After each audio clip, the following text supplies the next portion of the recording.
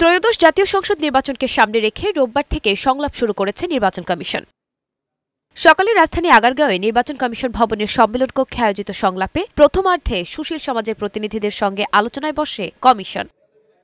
আলোচকরা কথা বলেন এআই এর অপব্যবহার, বর্তমান আইনশৃঙ্খলা পরিস্থিতি এবং সেনাবাহিনীর ম্যাজিস্ট্রেসি ক্ষমতার সদ্ব্যবহার নিয়ে।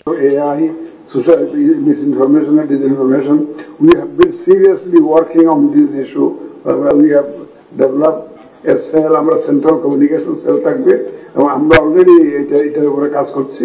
We are fully aware of the consequences of social media abuse and also abuse of AI. এ সময় প্রধান নির্বাচন কমিশনার এএমএম নাসির উদ্দিন বলেন, পোস্টাল ব্যালট আইনে থাকলেও এর প্রয়োগ ছিল না। এটি নিয়ে কাজ করেছে কমিশন। নির্বাচনের সাথে জড়িতদের এবার ভোট প্রয়োগের উদ্যোগ মাইলফলক হবে বলেও জানান তিনি। পোস্টাল ব্যালট এটা আইনে ছিল, কিন্তু এটা কোনো প্রয়োগ ছিল না। সবসময় প্রত্যেক বছর দেখা গেছে প্রত্যেকটি ইলেকশনের আগে যে আমাদের এক্সপার্টিসদের একটা ভোটিং রাইটস আছে, এটা আমরা স্বীকার করি, কিন্তু এটা কোনো করার ব্যবস্থা নেই। আমরা এই কাজটাতে এখন খুব জোরে জোরে হাত দিয়েছি। সিএসি বলেন, সংসদ নির্বাচন ঘিরে প্রয়োজনীয় সব প্রস্তুতি নেওয়া হচ্ছে। Totally freely, impartially, neutrally, professionally, as per law election করতে আমরা প্রতিশ্রুতিবদ্ধ। বিকেলে শিক্ষাবিদদের সঙ্গে সংলাপে বসবেন নির্বাচন কমিশন। নুসরাত শারমিন, বৈশাখী সংবাদ, ঢাকা।